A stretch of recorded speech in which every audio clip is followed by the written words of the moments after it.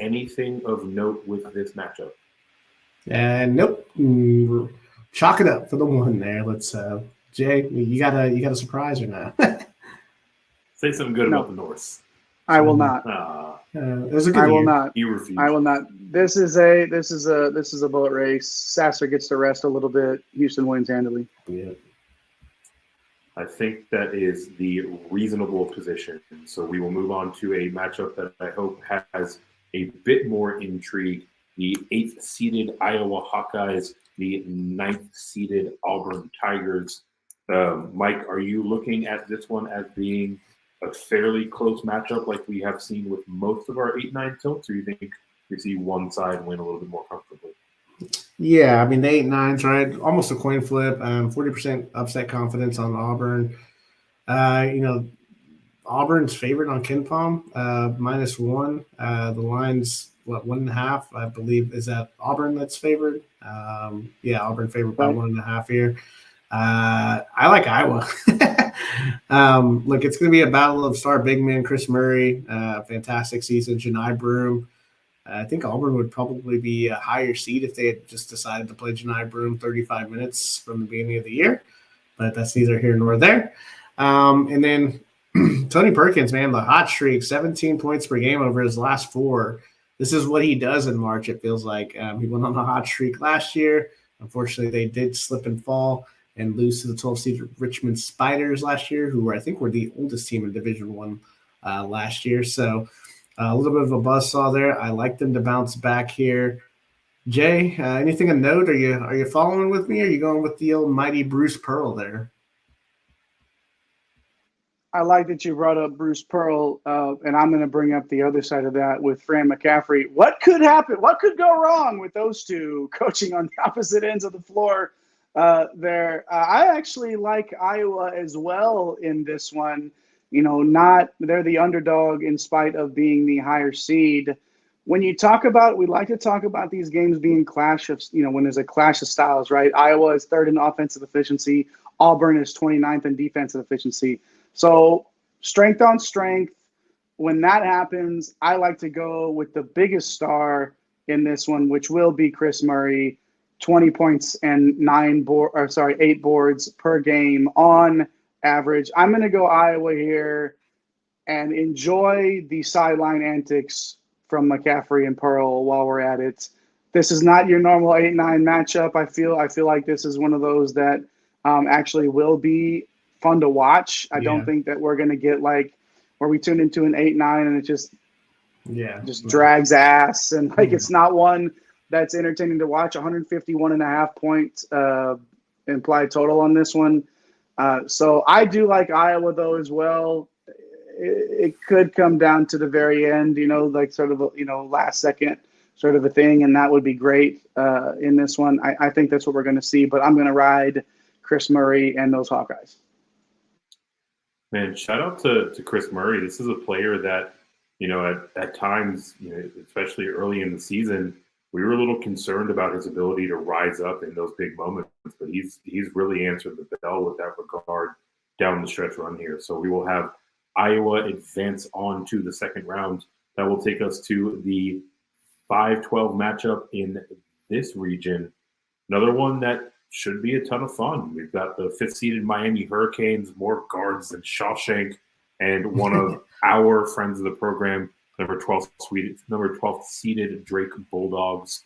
Mike, obviously, Miami should be a pretty heavy favorite in this one, but I like Drake to be feisty. Do you have a similar line on this game?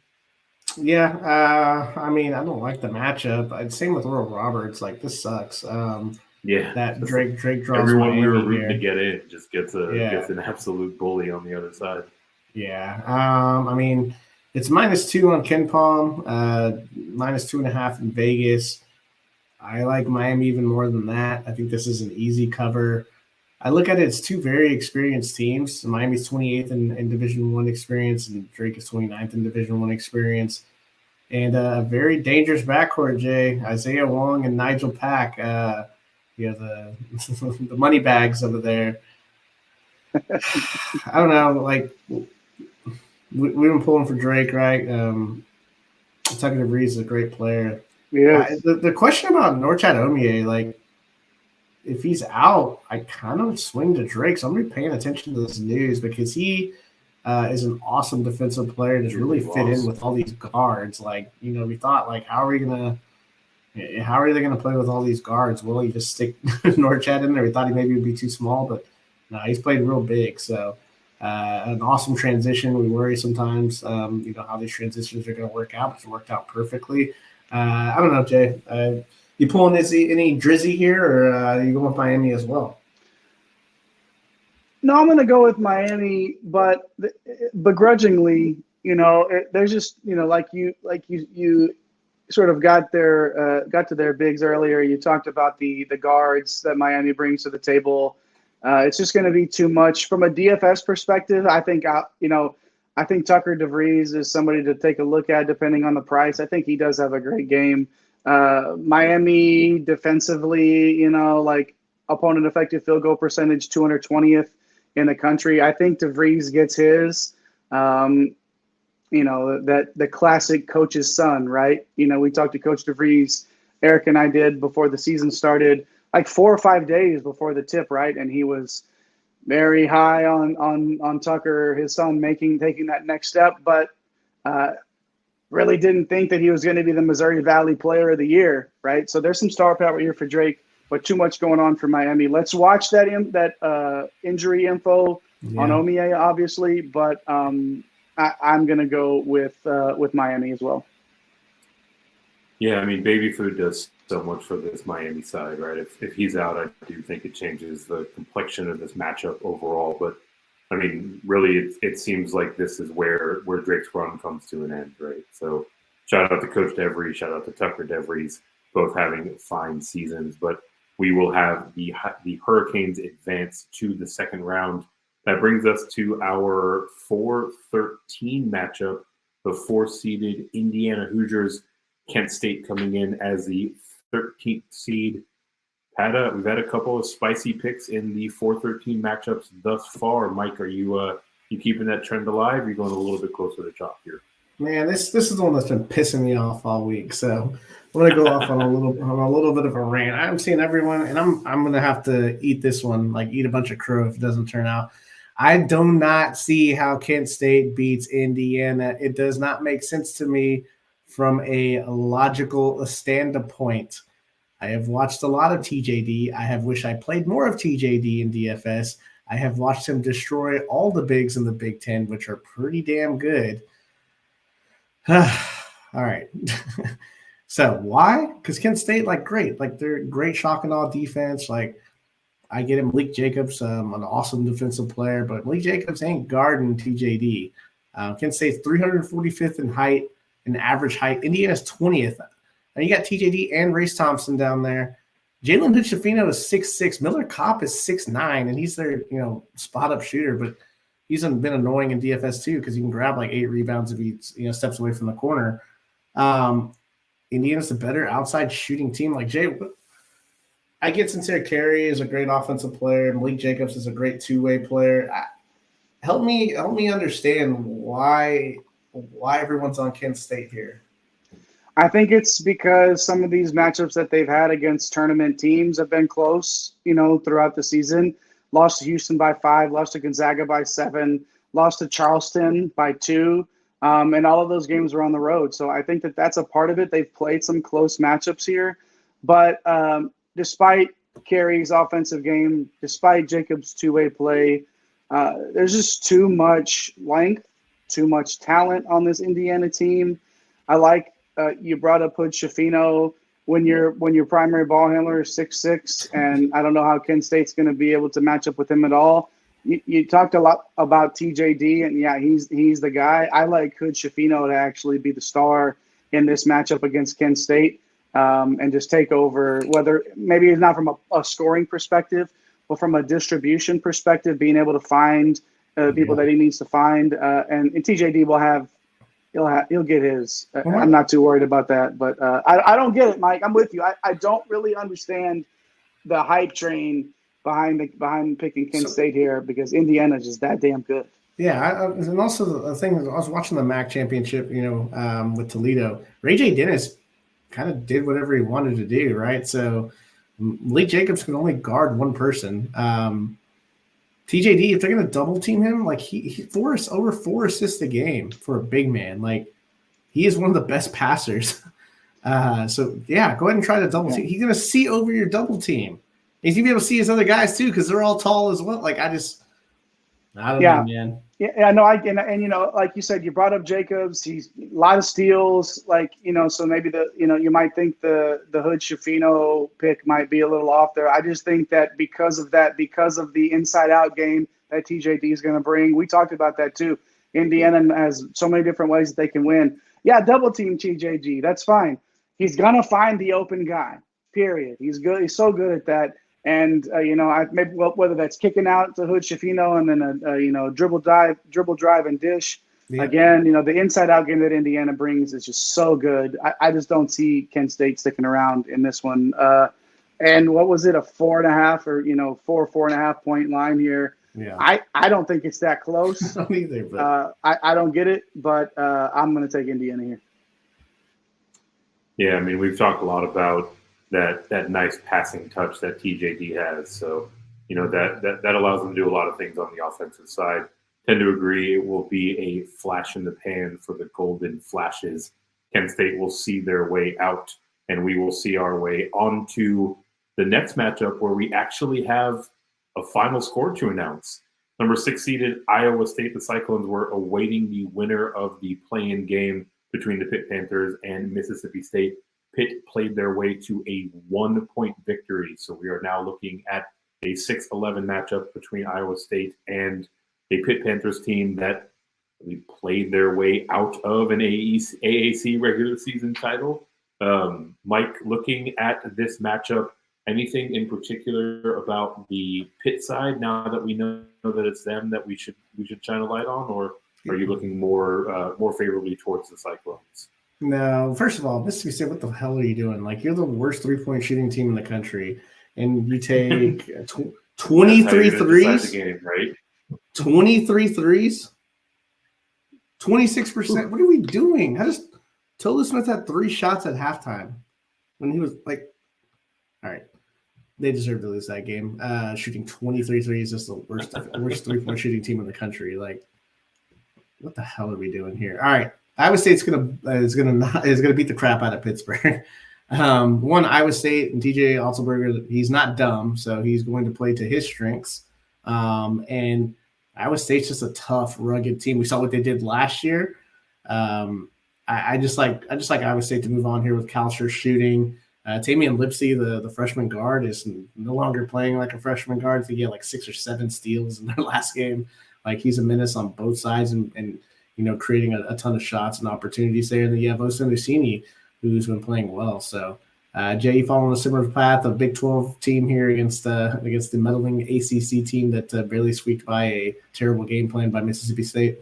Yeah, too good on defense. Iowa State didn't exactly finish the regular season super hot, but have some really impressive victories along the way. Finished 9-9 in that tough Big 12, 8th nationally ranked in defensive efficiency, and they do force turnovers at the second highest rate in the country.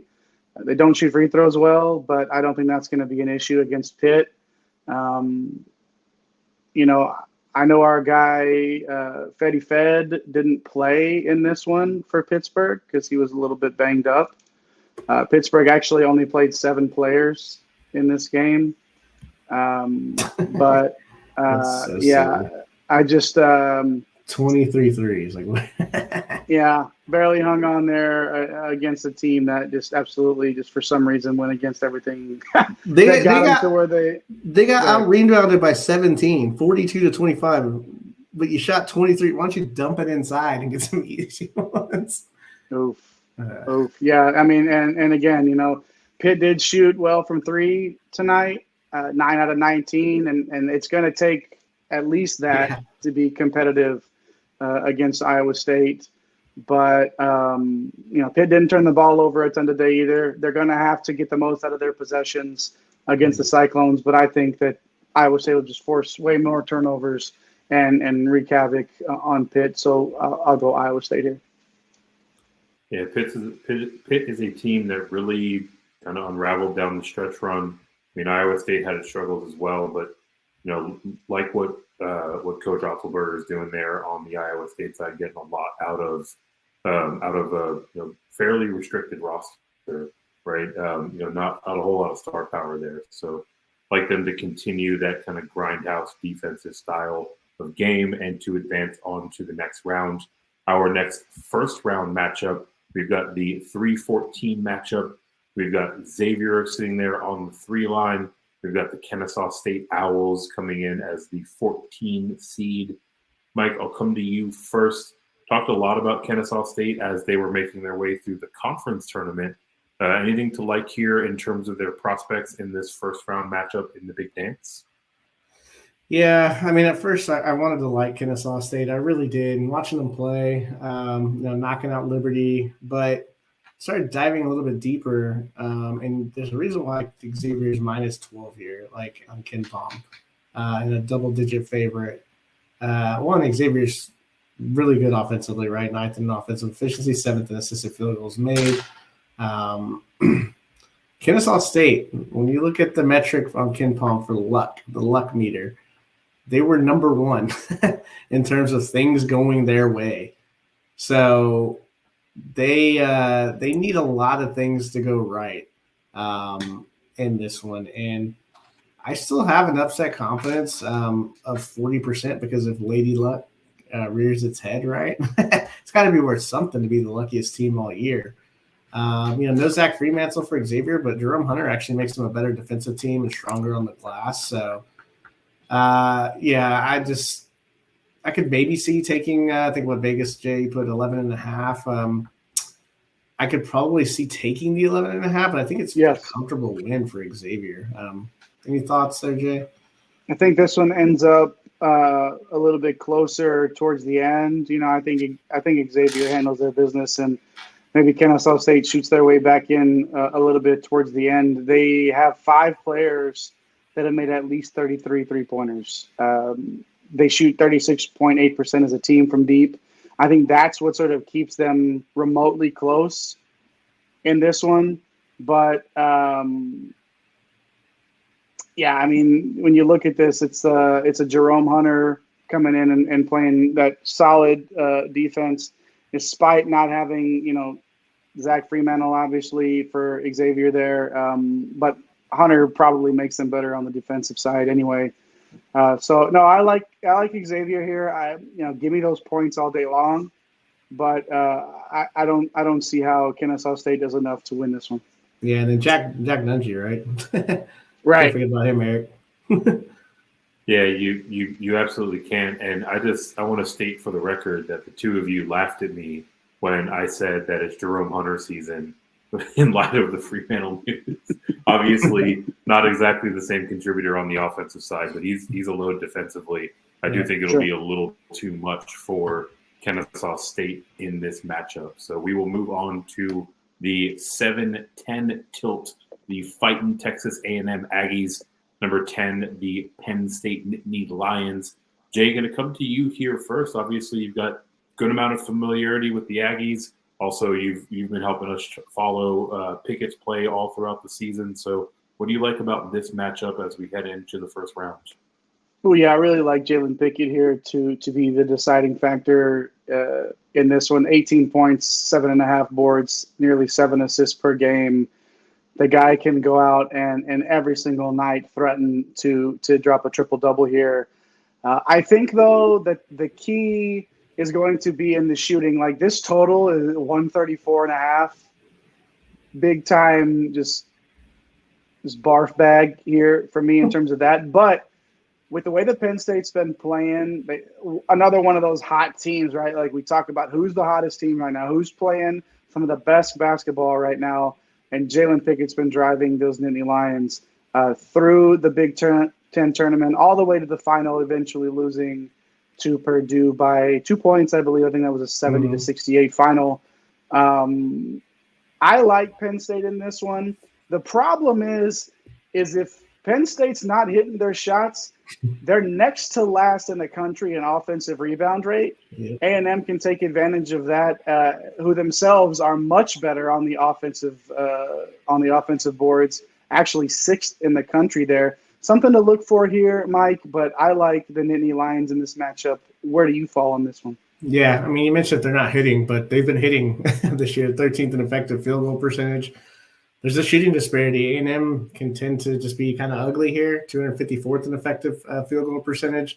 Now, A&M's much better defensively, but I think what it comes down to is A&M going to try to match them with the small ball? You have Radford, Taylor, Dennis, and then maybe they throw out another guard out there to go with either Coleman or Marble down low. Or do you play Coleman and Marble together and try to slow the game down and pound them inside and try to get one of those shooters, out of there, or at least get this team into foul trouble? I don't know. We'll see. We'll see what Buzz Williams cooks up here. Ken Palm has it at -2 Texas A&M. 50% confidence, though. I think it's a coin flip. And the way that Penn State's been playing, even though they lost that game, they just still look good, and they've been getting things done. And Jalen Pickett can just take over games. So I like Penn State to move forward here. Yeah, the Vegas line actually has A&M by 3.5. Wow. Which give me that. Yeah, money. Give me Penn State straight up. money line Penn State plus 135 is inviting there, especially when you're working that into some tournament parlays. Yep. But yeah, something to consider there. That over under 134.5, Eric. I mean, come on. But that is sort of what to expect from these two teams, and it sounds like we're all in lockstep here with the Nittany Lions. Oh, God, here we go. Rothstein just posted, Pitt lost John Hugley for the season and Federico for the first four and still beat Mississippi State. Just a dagger. You're like, kill me now. Just absolutely dancing on the grave. What I will mention, we talk about these teams both being the runner-up in their conference tournament. Penn State narrowly lost to a one-seeded Purdue team, whereas Texas A&M went out and got waxed by a one-seeded Alabama squad, right? So definitely feels like there's a bit more momentum behind the Penn State side, and that will round out. We will round out our first round coverage. The team that is near and dear to the hearts of this team of this squad, the number 2 seeded Texas Longhorns going up against number 15 Colgate. Mike, anything to say here about this matchup? Or you want to stump for your Longhorns for a little bit? No, I think Texas named their score here. I mean, Colgate's terrible defensively. They are number 1 in 3-point shooting. Patriot League's been meh. So, Texas should be able to score as many points as they want. I think Colgate, some of the teams they played, gave up 80 to Syracuse. Let's see here. They actually won that game, which helped. They gave up 93 to Auburn. So, there's not really much going on here. 147.5 over under here. This game could be easily 85 to 72 or something like that, where if Colgate's hitting their threes, I think Texas will just be too much though in the end. And I do want to mention the job that this coach has done here at Texas in a spot where what do you mean? You just got a new job. I'm trying to our guy Chris Beard did just already get a new job 4 months. I'm not going to do that on the bracket show. Rodney Terry has done such a tremendous job with this Texas team. They're playing excellent basketball right now. This will be an easy win for them. Again, like you said, Mike, pick a score. I'm going to go like 85. I feel like in this one for Texas, they'll beat Colgate handily. Yeah, you mentioned the shooting prowess from range for Colgate. It's not like Texas is a team that can't keep pace with that, right? So, even if Colgate is seeing them go through, I think Texas wins this one pretty comfortably. And that takes us to the second round here in the Midwest. Pretty chalky overall. We've got a 10 seed sneaking in, but apart from that, we're running 1 through 6 in the other matchups. That second round matchup, the Houston Cougars and the Iowa Hawkeyes, that is a 1-8 tilt. Mike, want to kick us off here with the things we need to know about this game? Yeah. Whereas Auburn has the defense to try to slow down Iowa, Houston has the offense and the defense to slow down and really push Iowa and drag the game down, which is not what Iowa wants to do. So, yeah, no, it's Houston for me. Jay, similar take, or what are your thoughts? Could this be a potential upset? No, I don't think so. Way too much firepower. If everybody's healthy for Houston coming into this game, I don't think it's particularly close. I'll go with the Cougars here. Let's sweep it and remember that this is a Houston team that last year was a favorite to make a deep run. They are healthier and deeper this year, so not a big surprise that we have Houston advancing in past the second round, our second round matchup. 4-5 tilt the Indiana Hoosiers, the Miami Hurricanes.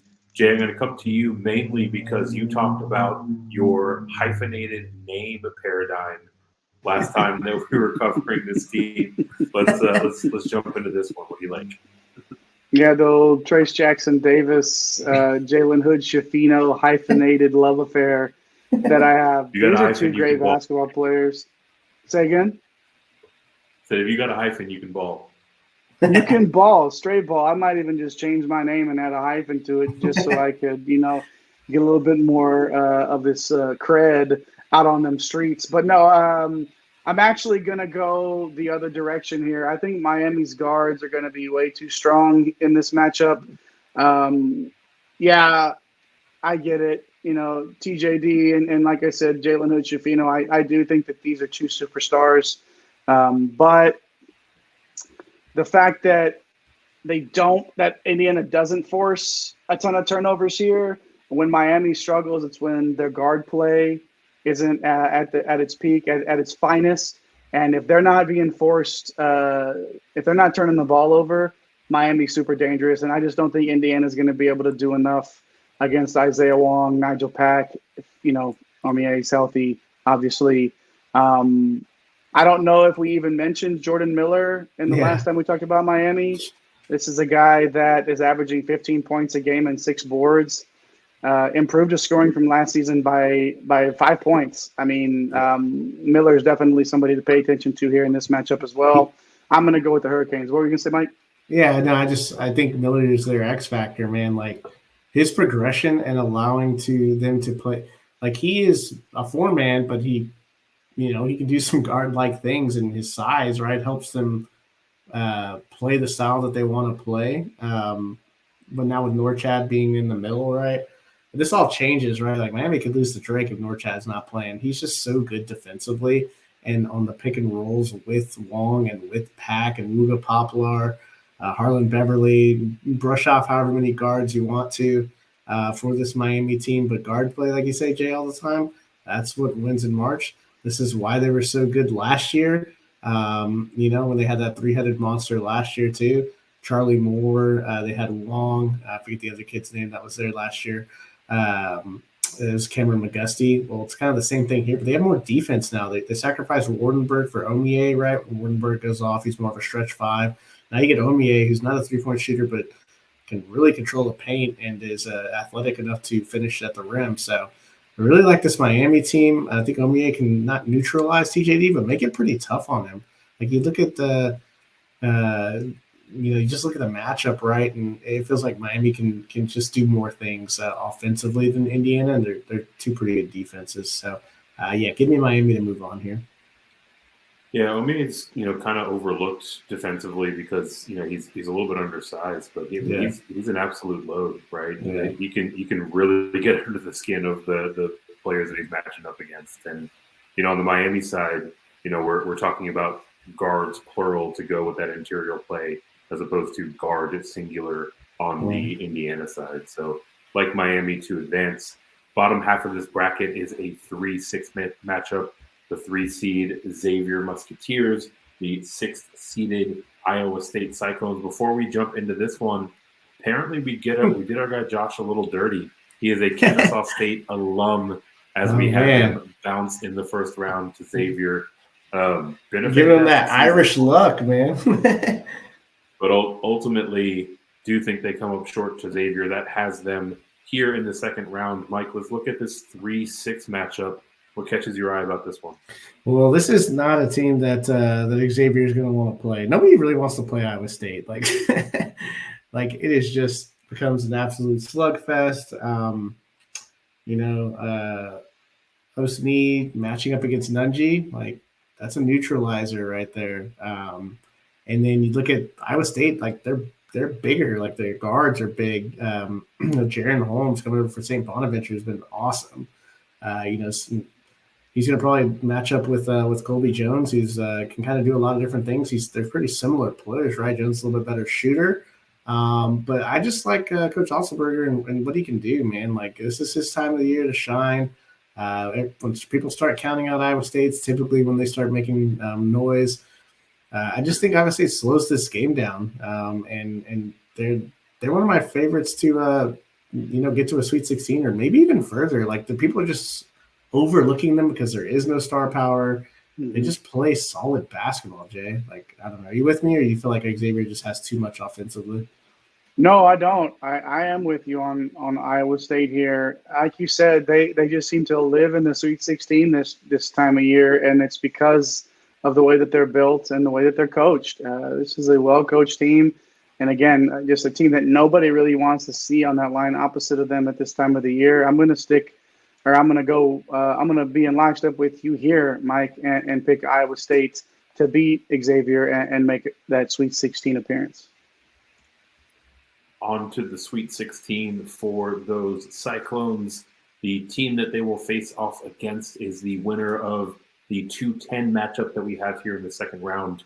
Number 2 seeded Texas Longhorns, number 10 seeded Penn State Nittany Lions. Jay, I'm going to come back to you here first. Gave Mike first bite at the apple to talk about the Longhorns. Now it's your opportunity. What do you like about UT? How do you like them matching up at this one against Penn State? We talked about Pickett earlier being the guy for Penn State. What he will not have faced in that earlier matchup was a defender like Tyrese Hunter. Not only, I love me some BCB, but I wasn't going to bring him up here in this certain situation. I think Hunter being able to lock down Pickett a little bit, and Pickett's a really good player. I don't think Hunter's going to be able to completely shut him down. I don't think this Longhorn team will be able to just, throw him off of his game completely because he contributes in so many ways. But I do like Texas here. You got Serge Abari Rice, Arterio Morris coming off the bench. If Penn State does decide to keep it small, I mean, you've got people that Ronnie Terry can just rotate in, and they play plenty of guys on this team, and they all contribute in different ways when they're on the floor. Mike, I'm going to go Texas here. Penn State is super hot right now and playing good basketball, but I think when you just look at this matchup on paper, with the style of basketball that Penn State plays, I think Texas just has too much for them in this one. What do you say? Yeah, I mean, Penn State likes to go with their four-guard look, and Texas can run four guards out there that are better than your four guards. Arterio Morris being a five-star player, look what he did in that Kansas game. Like, holy shit, we were like, dude, this guy needs more run. Like, Texas can do a bunch of different things. When you have, Rice, Morris, Carr, Hunter, you have a Timmy Allen that can play the 3 or the 4. He can play some 5, right? In this type of matchup where there's not a lot of bigs, but then you leave off the Sioux, Christian Bishop. It could be devastating on the glass. Like, can you imagine how many rebounds he would get against this Penn State squad? Like, he would absolutely own the entire paint. This is not a good matchup for Penn State. Like, Texas is built to play small, which is Texas' disadvantage is if you play someone like Purdue and you have to deal with someone like Zach Edey because the size. Dessou's played well this year, but you don't want to play someone like in Arizona that has 2 twin towers. Like that's what could hurt Texas. Even though they may be able to pull those guys away from the basket, those are the type of teams that scare me more with Texas than teams that like to go small and run around, because that's you're actually playing to Texas's strength, and now you can play Brock at the 4. Which is an extra defender, Bishop at the 5, and then play 3 guards. You can play Brock at the 5 if you want. Like, that's just the style they can go to is almost an advantage for Texas. Good point, Mike. I was going to bring up having Brock as the big sort of, and just we've having seen those it. four. I mean, yeah. And it's been effective for Texas this season. I think we will see it again. Rodney Terry is going to push those buttons and make it happen. There's too much in terms of the style of play here between these two teams that would allow me to pick Penn State in this matchup. This one plays right into UT's hands. So we've got them advancing to the Sweet 16.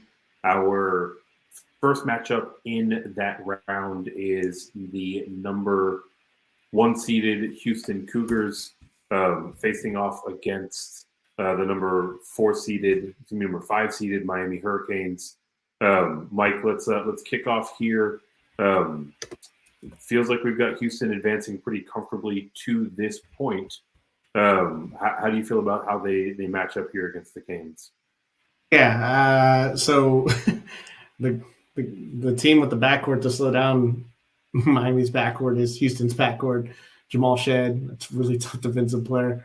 Marcus Sasser will wear you down on the offensive side. Tremont Mark, pretty good defensive player in his own right. And then you have, Jarris Walker, who's like basically a baby Julius Randle.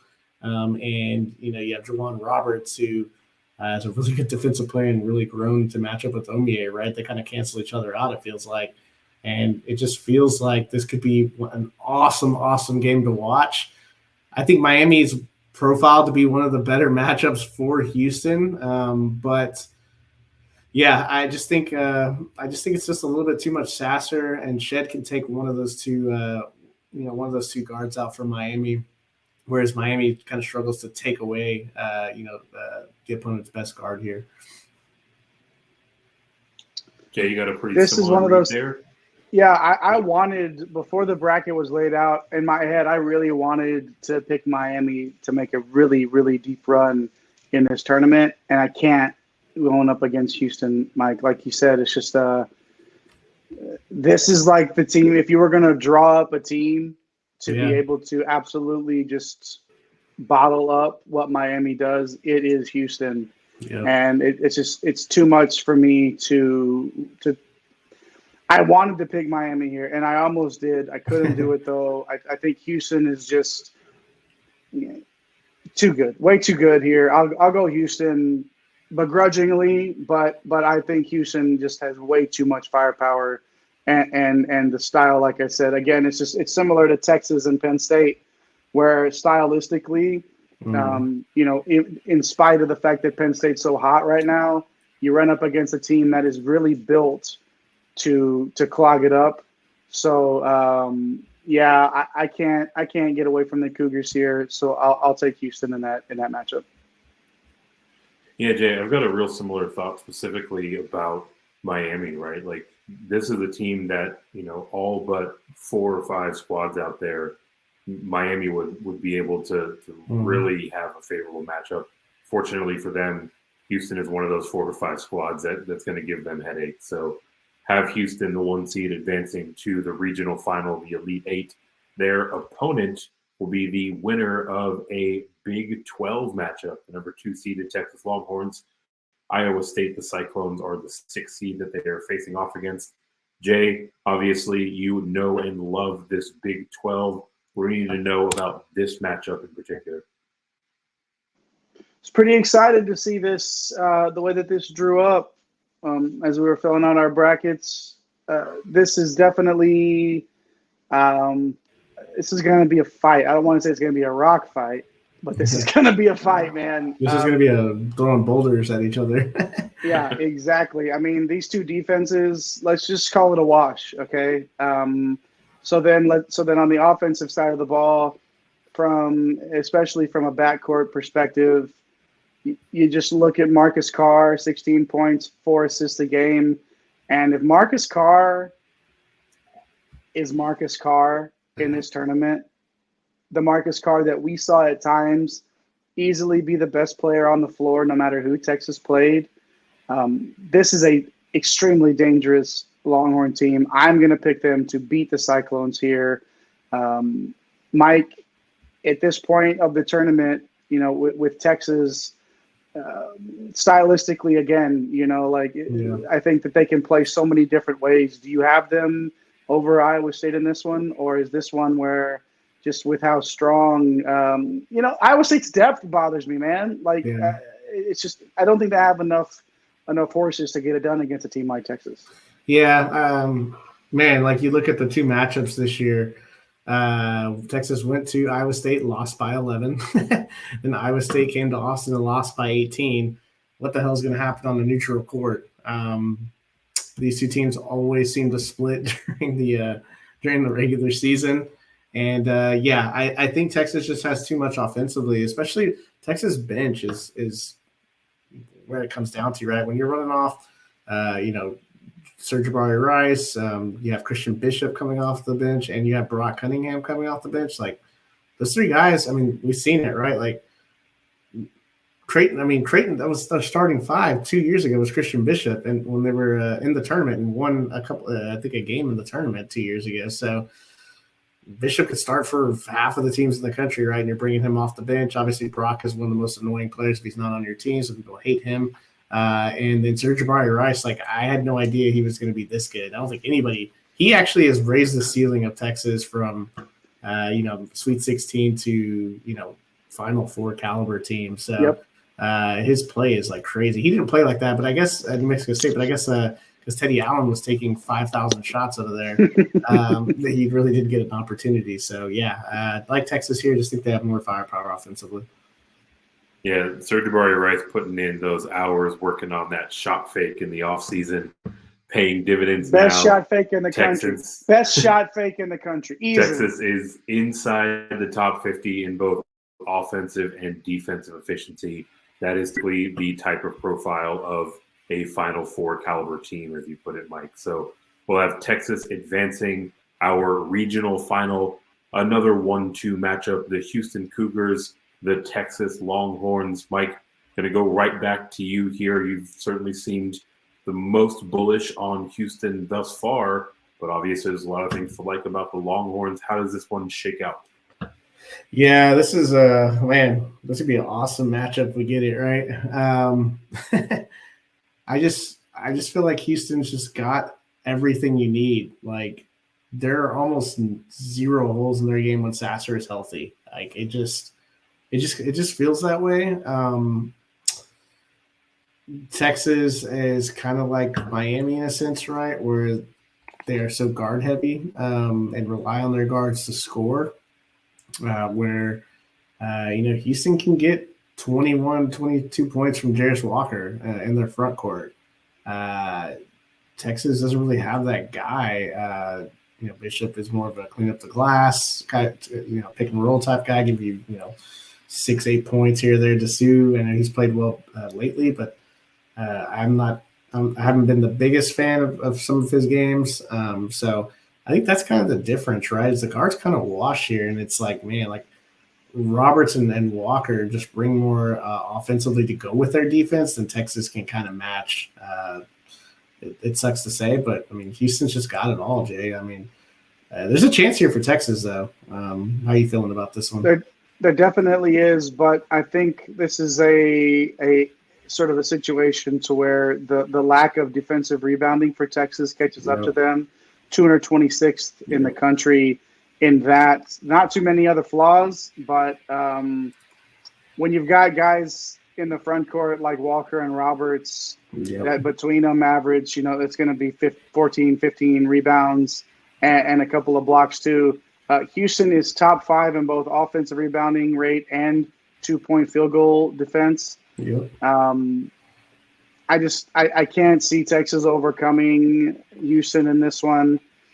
Too much firepower again. Like you said, Mike, when Sasser is healthy, this is just the run that they made last year without him was tremendous. Yeah. It's going to be tough for any team that runs into Houston in this tournament. I'm going to take the Cougars here to end the Longhorns run. I don't think there's any shame in that, though, if you're a Longhorn fan. Losing to a team like Houston in this spot,